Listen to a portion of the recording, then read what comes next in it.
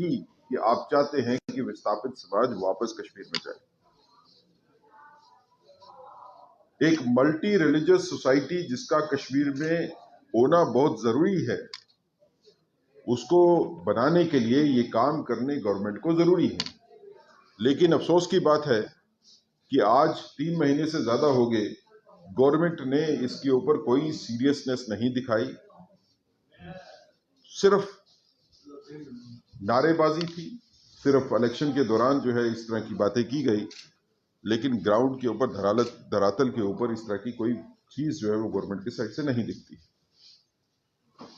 दूसरा मुद्दा जिसके ऊपर राजनीति करने की कोशिश की जा रही है कश्मीर के पॉलिटिकल सर्कल से, वो तिरंगा यात्रा का है। भारतीय जनता पार्टी का ये मानना है कि तिरंगा यात्रा के माध्यम से नेशनलिज्म जो है वो स्टूडेंट्स के अंदर पहुंचाया जा रहा है। स्टूडेंट्स सजग हैं, विद्यार्थी खुद तिरंगा को उठा के तिरंगा यात्रा में बाहर निकलने के लिए आगे आ रहे हैं। तो इस दौरान पॉलिटिकल पार्टीज तिरंगा यात्रा के ऊपर भी पॉलिटिकल टिप्पणी जो करती हैं वो असहनीय है। भारतीय जनता पार्टी ये चाहती है कि जो तिरंगा यात्रा को पॉलिटिसाइज करने की कोशिश कर रही हैं पॉलिटिकल पार्टीज, उनके ऊपर एक्शन होनी चाहिए और उनको समझना चाहिए कि नेशनलिज्म जो है वो सबसे ऊपर है, राजनीति बाद में आती है। अगर मैं खास तौर के ऊपर पीडीपी की बात करूं तो पीडीपी ने कभी भी तिरंगा का सम्मान किया ही नहीं। महबूबा मुफ्ती जी का बयान कि 370 खत्म करने के बाद तिरंगा कोई उठाएगा नहीं। अब उनकी बेटी बयान देती है, तिरंगा यात्रा के ऊपर जो है क्वेश्चन मार्क करती है। आप अपनी पार्टी का झंडा देखिए, आपकी पार्टी के झंडे का क्या रंग है, किससे प्रेरित है। समाज को गुमराह करने के लिए आप लोग इस तरह की बयानबाजी करते हो। जब तिरंगा यात्रा में हजारों की तादाद में बच्चे और बड़े सड़कों पे निकलते हैं, तो वो महबूबा जी का वो बयान कि 370 के बाद कोई तिरंगा नहीं उठाएगा, उनको दिखाते हैं आईना कि असल बात ये है 370 खत्म होने के बाद घर घर से तिरंगा जो है वो निकला कश्मीर से। तो राजनीति करना तिरंगे के नाम के ऊपर पीडीपी बंद करे और भारतीय जनता पार्टी इस चीज का सम्मान करती है कि स्टूडेंट्स हो या समाज के बाकी वर्ग हो, युवा हो, वो तिरंगा यात्रा में बढ़ चढ़कर हिस्सा लें। खासकर कश्मीर में एक धारणा जो बनाई हुई है कश्मीर के राजनीतिक परिवारों ने, उस धारणा को नष्ट करना ही है अगर हमारे को कश्मीर में नेशनलिज्म को स्थापित करना है। और जो सच है वो सामने आ रहा है। इसके ऊपर भारतीय जनता पार्टी का ये मानना है कि बढ़ चढ़कर जो है वो हिस्सा लें, स्टूडेंट्स भी, युवा भी, महिला शक्ति भी, कश्मीर में भी तिरंगा यात्रा के दौरान, और इससे देश में समृद्धि भी होगी, कश्मीर में स्थायी शांति की स्थापना भी होगी। सेठी साहब, जिस तरह से आपने कहा है कि पीडीपी जो तिरंगे का सम्मान नहीं करती, आप ही सरकार ने उनके साथ इससे पहले चुनावों में वो बयान देते थे, उसके बावजूद भी आपने सरकार बनाई, क्या कहेंगे? देखिए, पीडीपी और नेशनल और बीजेपी की सरकार बनाना जो है वो उस टाइम की मजबूरी थी, क्योंकि गवर्नमेंट बनानी जरूरी थी। लेकिन बावजूद इसके कि हम पीडीपी के साथ गवर्नमेंट में थे, हमने अपना मौकफ कभी खत्म नहीं किया।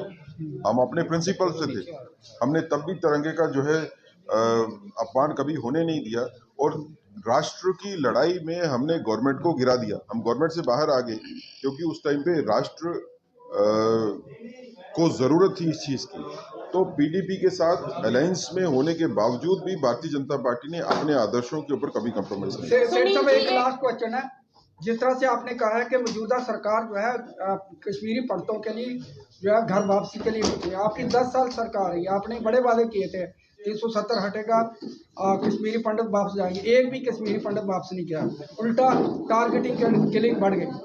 देखिए, कश्मीरी पंडितों की वापसी के लिए जब एलजी गवर्नमेंट में काफी ज्यादा काम हुए और काफी परिवार वापस भी गए हैं और उनकी सुरक्षा के बारे में भी चिंतित हम थे और उसका ध्यान भी रखा गया। हमारा मानना यह है कि नेशनल कॉन्फ्रेंस ऑफ गवर्नमेंट में है, इन्होंने कहा कि ये कश्मीरी विस्थापित समाज को वापस लेके जाना चाहते हैं, तो उनके आस्था का केंद्र को पुनर्निर्माण तो कीजिए, उसकी कम से कम लिस्ट तो बनाइए कि कहाँ पे नुकसान हुआ है। कौन से लोग हैं जो प्रॉपर्टीज के ऊपर कब्जा करके बैठे हैं मंदिरों के, इसके बारे में जो है वो गवर्नमेंट को सजग दिखना चाहिए। सेठी सर, डॉक्टर फारूक अब्दुल्ला साहब का ये कहना है कि 10 साल भले ही सरकार रही हो भारतीय जनता पार्टी की, पर उनके द्वारा भी कश्मीरी पंडितों को वापस लेकर जाने के कोई भी एक्शंस नहीं दिखे। दूसरी तरफ उनका ये भी कहना है कि अभी सरकार बने हुए सिर्फ और सिर्फ 3 महीने हुए हैं, ऐसे में क्या एक्सपेक्ट किया जा सकता है? थोड़ा समय देना आवश्यक है। देखें, बात यह है कि 3 महीने सरकार को बने हुए हैं, लेकिन क्या सरकार ने इस दिशा में कोई एक भी कदम उठाया है जिसमें लोगों को विश्वास हो कि सरकार सजग है इस चीज के लिए कि वो विस्थापित समाज को वापस लेके जाना चाहते हैं? टाइम सरकार लगाए, लेकिन कम से कम सीरियसनेस तो दिखाए। हम तो ये कह चाहते हैं कि आपकी सीरियसनेस दिखाने के लिए सबसे ज्यादा जरूरी चीज ये है कि जो उनके आस्था के केंद्र हैं उनका पुनर्निर्माण हो, जो अवैध कब्जे हैं मंदिरों की प्रॉपर्टीज के ऊपर उनको खत्म होना चाहिए। तो इसके लिए तो सरकार को कम से कम अपनी सीरियसनेस तो दिखाए, एक कमेटी बनाए जिससे कमेटी उनको कम से कम गवर्नमेंट को अवगत तो करवाए कि ये सारा का सारा नुकसान हुआ है जिसको ठीक करने की जरूरत है।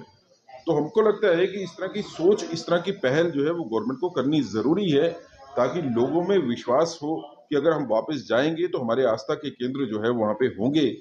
आप बगैर आस्था के केंद्रों के पुनर्निर्माण के समाज को समझेंगे कि वो वापस चले जाएंगे, वो नहीं। का कुछ आस्था के केंद्रों का पुनर्निर्माण हुआ है सेंट्रल गवर्नमेंट में एलजी प्रशासन के टाइम के ऊपर, लेकिन अभी भी काफी ज्यादा ऐसी प्रॉपर्टीज हैं जो मंदिरों की प्रॉपर्टी हैं जिसके ऊपर नाजायज कब्जा जो है वो लोगों का चला आ रहा है, उनको खाली करवाने की भी जरूरत है।